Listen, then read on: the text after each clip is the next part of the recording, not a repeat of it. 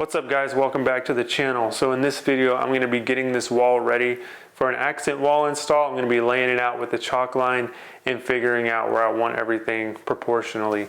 So this one's going to be a little bit different right off the bat. Instead of using tempered hardboard to eliminate this texture on this textured wall, or joint compound to eliminate this texture on this wall, we're going to be using beadboard. Floor to ceiling 1x6 beadboard boards from Windsor One. They have a nice bead, very nice cut inside of them. We're going to go 1x6 beads all the way across here, floor to ceiling, and the grid layout that we build and install on top of this will really make that beadboard just be an accent to this accent wall. So I'm looking forward to seeing how that's going to look.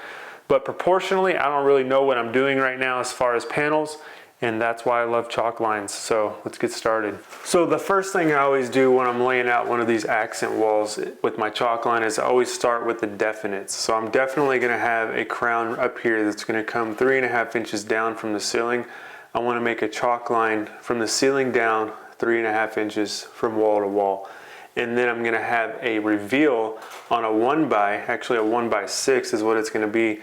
It's only going to reveal 3.5 inches, and that reveal is going to be from the bottom of the crown down to the end of that 1x, and chalk that line as well. I can just lock my tape out, hold it with my left hand, and then I can just hold it up to the ceiling there, mark 3.5, and then mark 7, because 3.5 times 2 is 7. So I got those two marks. One for the crown, one for the 1x reveal. Do the same thing on the other side of the wall.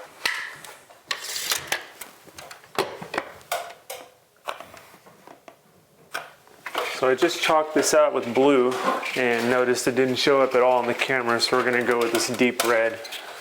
And this will really pop against this white wall so you can see it. There we go.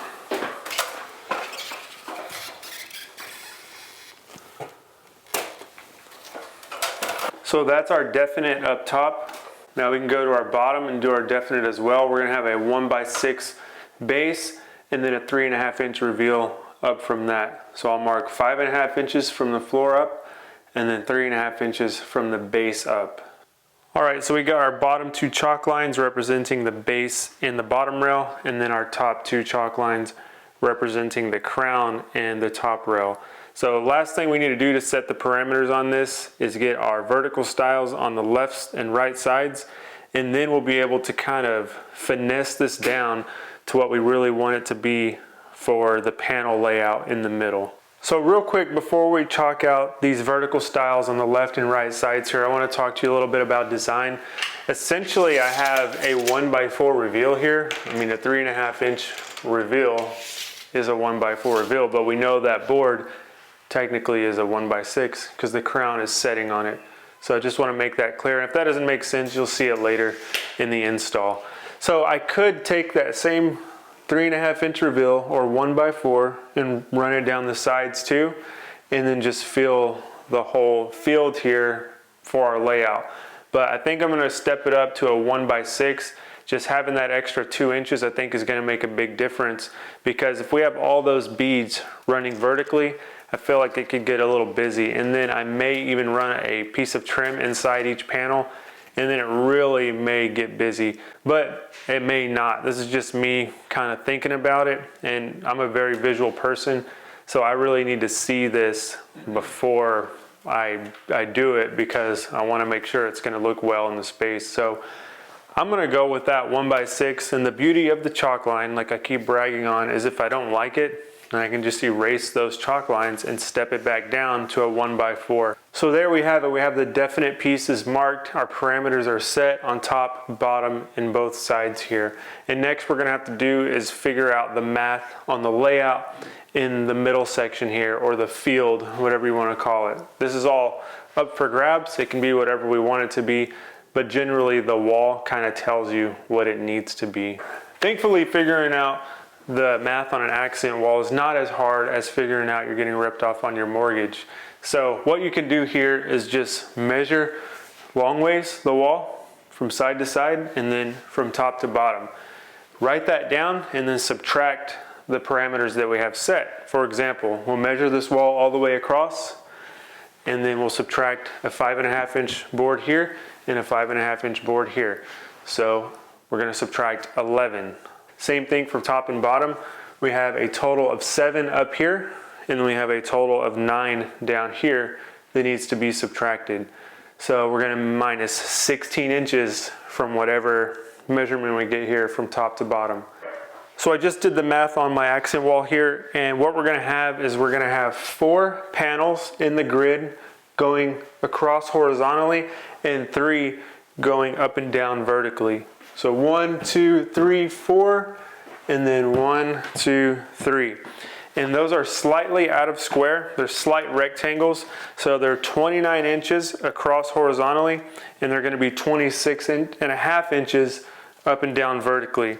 So that slight out of square is just fine because, again, the wall is a rectangle and they're pretty much always gonna be rectangles. But that's a 2.5 inch difference in the square there, and it's not really gonna be something that throws your human eye off. You won't even pick it up. These grid layouts really look best when you can try to keep things as square as possible.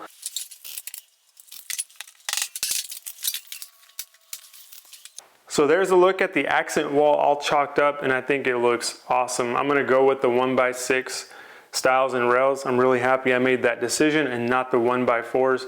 And that's the great thing about chalk lines, is you can see something. If you're kind of second guessing something, chalk it out, make sure you like it, and in this case I do. So the next thing we need to figure out is how we're gonna fit this beaded pattern equally inside this section here in this 29 inch wide panel.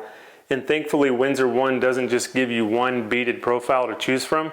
They give you multiple beaded profiles, and I have my catalog opened up right here on the floor, and I'll show you guys what I mean. You can see they have these boards right here with the beads closer together. This one's a little further apart, and then this one is slightly different than that too. The bead actually is a little bit fatter. And then they have them over here. These are protected, so you could use these exterior, and then these are wider. So they could be interior or exterior, it doesn't really matter.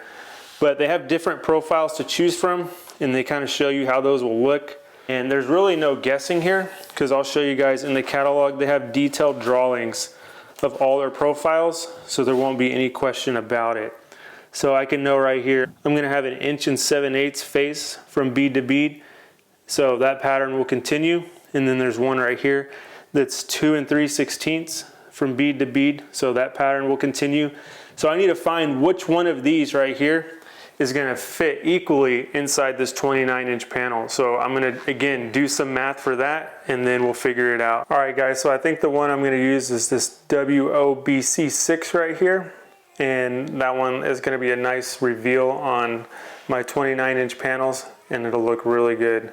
So that's essentially it for figuring out what I need for this project. All right, so that's gonna do it for this video. Let me know if you guys have any questions on what we went over today. It's pretty basic, obviously not rocket surgery here. Anyone can do this. So this one's gonna be interesting. I now have a whole material list right here. I can see exactly what I need, go to the lumber yard, pick up all this material, and get to work. And that's where we're gonna pick up in the next video. So thanks so much for watching. Thanks for hanging out with me, and let me know if you guys have any questions about this, and I'll see you on that next video. Take care.